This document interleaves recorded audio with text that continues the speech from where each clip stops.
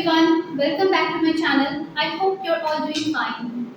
Today the topic I have chosen to discuss is the work of Jean Baudrillard's Simulacra and Simulation.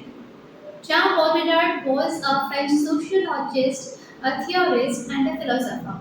His work Simulacra and Simulation was published in the year 1981. Here, he is concerned with the fact whether it is possible for us to move away from the reality and to lose contact with the reality and to float into something else altogether. He asks what would happen what would happen if the real bodies were replaced by the holograms. What would happen if the real food was replaced by the food made in a synthetic manner? And what would happen if the real pleasure can be replaced by pleasure perfectly calibrated according to your own taste? And what if this strange world has already begun and we do not understand? Because today the act of writing is a virtual thing. The artificial flavors already replace the real flavors. And the pixel on the screen triggers us to think that the image on the screen is very real. And all these things are now tied to advertising. So the combination of images, pictures, pixels, and artificial flavors, the base of all these things are what? Nothing. There was a time in the Middle Ages when superfluous products were exchanged. Then came a time when all industrial products could be exchanged. Then came a time when all the products were produced in order to exchange. So everything became the object of exchange. So isn't that the time that we think that we are already living far away from the reality? So this work begins with a line. Simulation is not what hides the truth. It hides the fact that there is none. He is concerned with what happens to the other side of the truth. Other side of the truth is not in the sense of false. Other side of the truth is which is more true than the truth itself, which is more real than the reality. He is very much concerned with the role the images play in the society and the way reality is mediated by these images. He introduces the concept of hyperreal with reference to a range of topics ranging from advertisement, architecture, cinema, as well as university. First, he describes a big empire and the map of that empire. The map is so precise that it makes us think this is the actual geography. He emphasized that such simulation escalated to the point that we think that this is the reality. This composes our understanding of the reality. He calls this a hyperreal, a representation that is so real that it cannot be distinguished as a representation and can be thought as the real. In order to determine the difficulty between the representation and the reality, he gives example of a person who is very ill and who doesn't show any symptom of that illness, and a person who is pretending to be ill and shows all the symptoms of being ill, and the doctor diagnoses the illness in that person. So, how to differentiate between a person who believes himself to be ill and shows all the symptoms of illness and a person who is cured by giving a placebo? So, this becomes very difficult. He expands his observation with the reference to theology and ethnology. For example, can divinity be represented in an image? The iconoclasts resist this kind of thought because it threatens to limit or substitute God. or to imply that there is no God. Only the image itself exists with nothing behind it. He then addresses the popular imaginary theme park like Disneyland. He then addresses the imaginary and popular theme park like Disney World.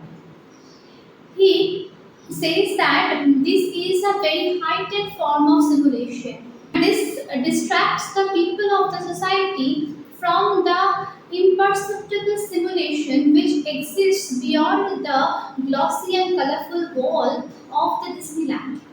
He delineates the order of simulation in four successive manner. Number one, a reflection or a good and faithful copy. Number two is mask. That is a perverted appearance or unfaithful copy. Number three is an illusion. That is a cover up and pretending to be a faithful copy. Number four is pure simulacra. It has no relation to reality whatsoever. He then turned to the simulation of television. He discusses the 1971 show The Loud Family. This was an American show which documented the life of an American family for 20 million audience. He calls this the television variety, which is in French, and the translation is the truth or the reality. This could be an early example of reality television show which the 21st century viewers are so much saturated with. He observes that the show's claim to reality is actually false because the presence of the camera shapes the behavior of the family members. He said that television should not be regarded as a cause that affects us. He says that television and the viewers are both the parts of the same DNA structure where the viewers, like we, model ourselves after it and the television models itself after us. Together, gradually, they are forming a hyperreality. He then discussed the Cold War. He says that the threat of complete destruction excludes the conflicts and the revolution and instills in its place an irreplaceable system of regulations and deterrence. The space and the nuclear arms races are not going anywhere, as he claims. These are instead indefinite honing of operation and security. It was not walking on the moon that inspires all.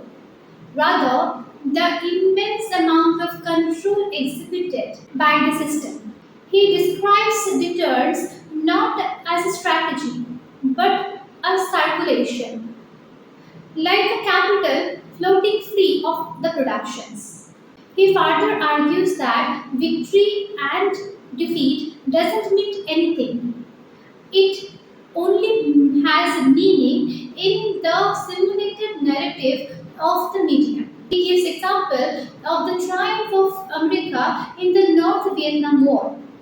And just because triumph and victory doesn't have any real meaning other than in the simulated narrative, Vietnam is able to enter into a stable coexistence both with America and China at the same time.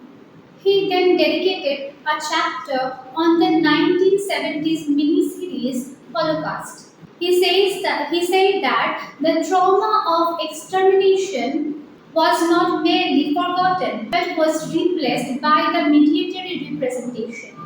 He claims that the series is an example of reheating the past events so that it may be remembered and understood. But it can be used as another aspect of deterrence transmitted through the cold medium of television. The described cinema, the phantasm, the spectacle being gradually contaminated by the endless loop of feedback. He dedicated another chapter to the film The China Syndrome. In this film, a news reporter discovers the cover up in the security system of a nuclear power plant. He places this film in the historical context of the Watergate, which is an illicit government cover up that preceded the film.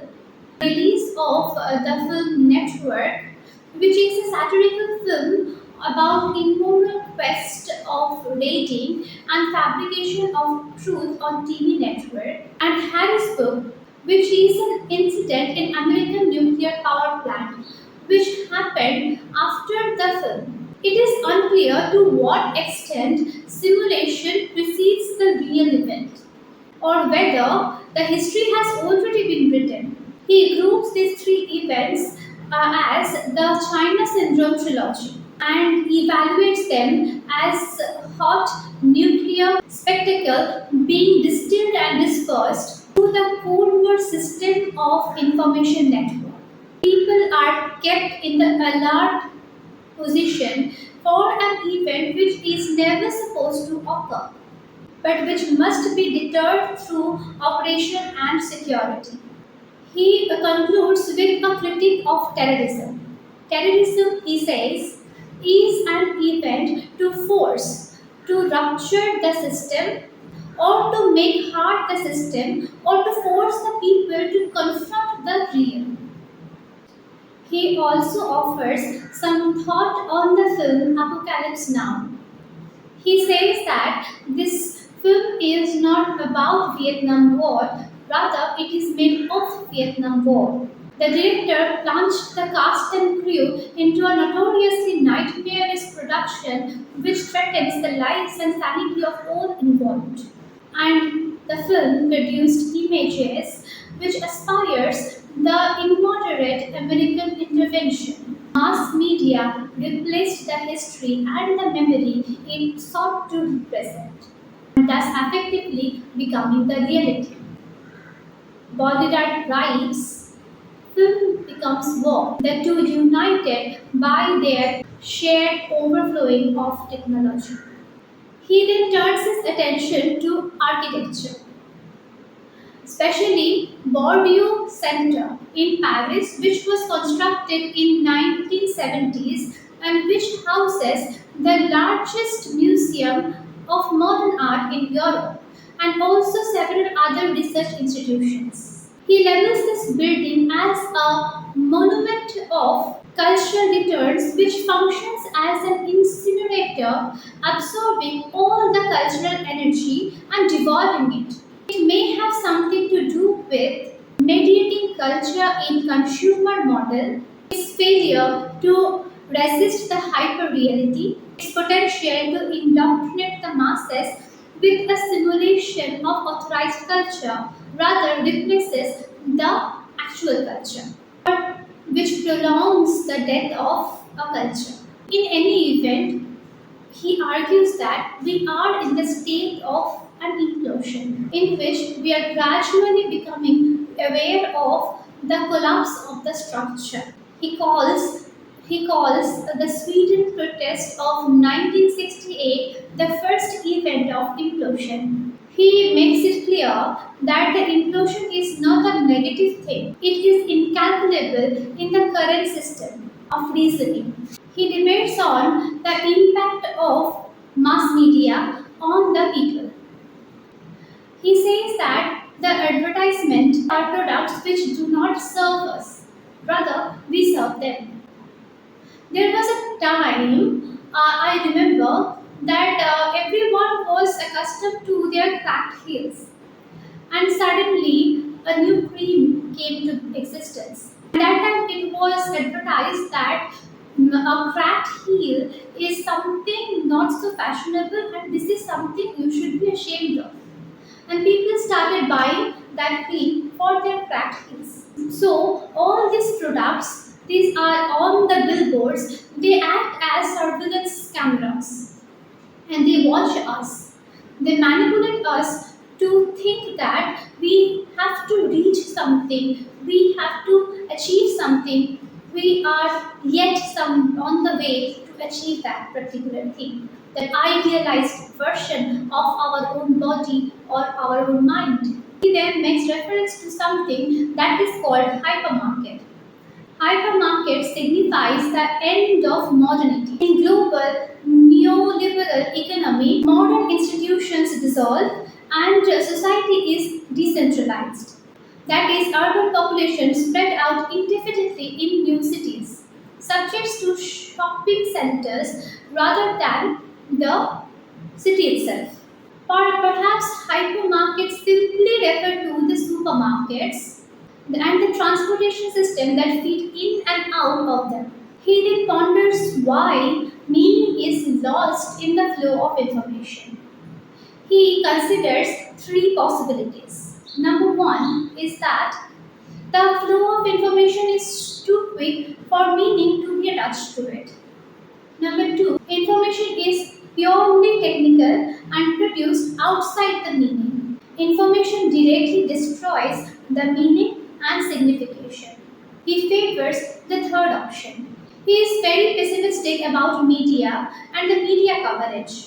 He says that the media coverage of any event weakens or neutralizes that event rather than strengthening it. This is because the media creates a simplified representation which lacks the ability to transform or evolve. It degrades the event into a simulation of revolution, thus facilitating an artificial solidarity which we mistake as to be real. Baudrillard breaks down simulacra into three orders. Number one is natural. This is the image or imitation or counterfeiting. Number two is productive. That is forced or materialized by machine. And number three is simulation. This is based on information and this seeks the total control. He says that the second order is seen in the science fiction like Jules Verne's and H.G. Wells. But the third order has yet to see the literary production. Though he mentions the 1973 novel and the 1976 movie Crash, he says that this movie and this film embody the third order of simulacra. Both the novel and the film depict the dystopian society where human consciousness is merged with machine. Human forms are reduced to fetishized parts or the sexuality is mechanized. Thus, the text may share themes of post-human science fiction. Such a reading coheres with Baudrillard's implosive critique of 20th century society and subverts the traditional model of expanding science fiction. He assumes that science fiction is an extension of reality, but argues that the blurring between the line of imagination and reality can restrict the scope of imagination. That if everything has been explored or described or systematized, then science fiction has nowhere else to go. But the question is, does this assumption bear out after the publication of Simulacra Simulation? He addresses the question of animals, claiming that we respect the inhuman less than ever before. We attach sentiment with the animals, and in this way we transform the animals into commodities as comfort products or as the object of charity. He claims that the ritual sacrifice or the archaic butchery of the past civilization were far more respectful to the animals than us. In the past civilization, the animals were given a being and worth outside the human realm.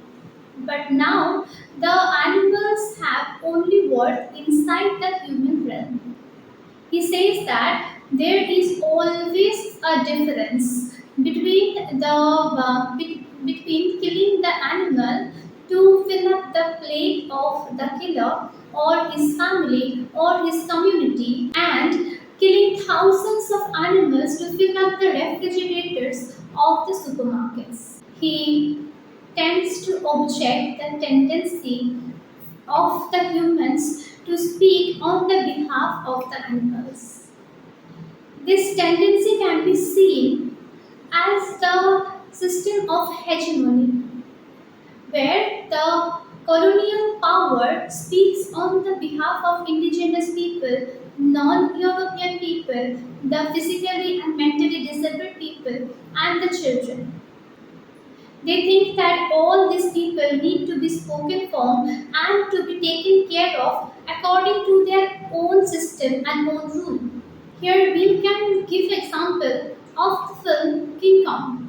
Here an animal is rejecting its status as a commodity, claiming its mythological place as the monstrous other.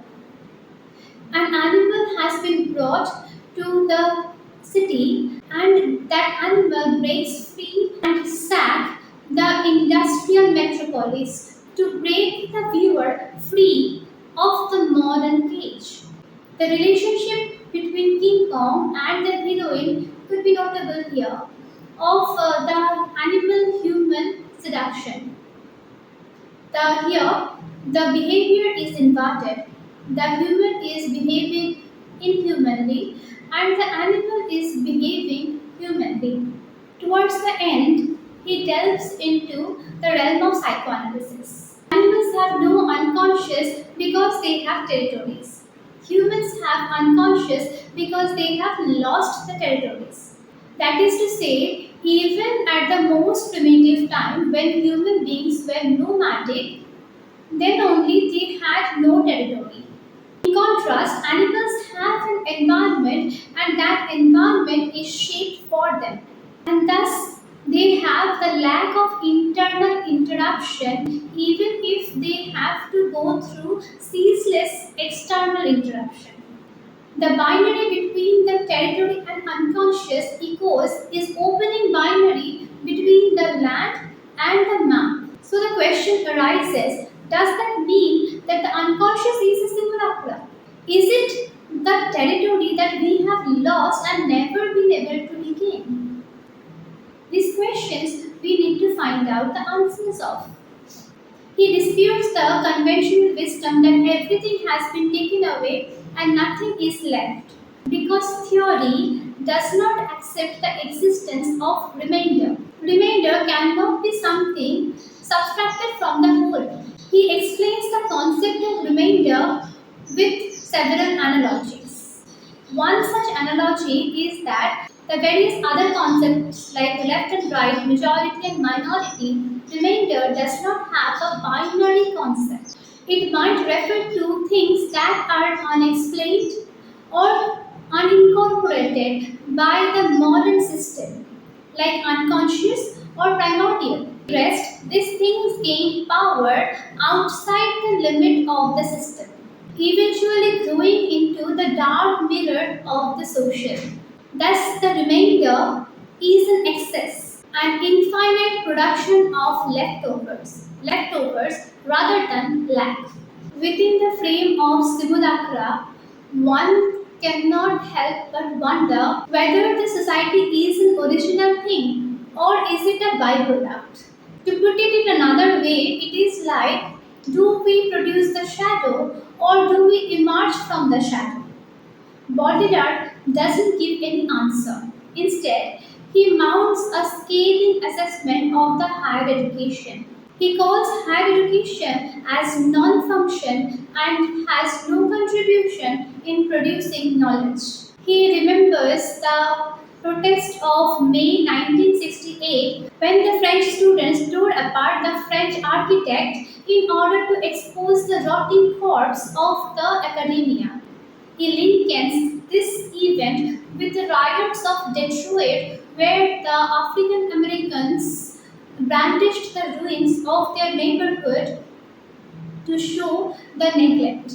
His anger seems to stem from the fact that higher education seems to perpetuate the simulation rather than confronting it. Higher education is akin to paper being traded for paper. The arrangement is maintained because it is beneficial for the institutions, the students, and the teachers. However, it is in a state of perpetual intrepid. The more people who have higher education, the less meaning the academia will have. It is especially disappointing that decades prior, the universities were the places of new social and political ideas, whereas now the universities are places of substituted culture and empty values. He ends the discussion by giving a postmodernist view of nihilism in terms of transparency and irresolution, contrasting the political dimension of romantic nihilism and the aesthetic dimension of surrealist nihilism. The contemporary nihilism is politically neutral, engendering not examination but indifference, existing not through destruction but through simulation. He admits that in this world he also cannot find the meaning. He says that he too made into a nerd by the overdose of images. He considers himself a nihilist even if this divide does not exist. He claims that hyperreality is immune to critical theory because it is itself completely nihilistic. It is indifferent without any ideology. He ends by abandoning academia for something more radical. He says that he writes that theoretical violence, not truth, is only recourse left us. He even regards this as utopian because we do not have a real stage to act out our suffering or our struggle. So I hope that this overview of simulacra and simulation will help you to understand this concept a bit better, and to get more videos like this, keep an eye on my channel and give a video a big thumbs up and share with your friends. Thank you, and I will see you in my next video. Bye bye.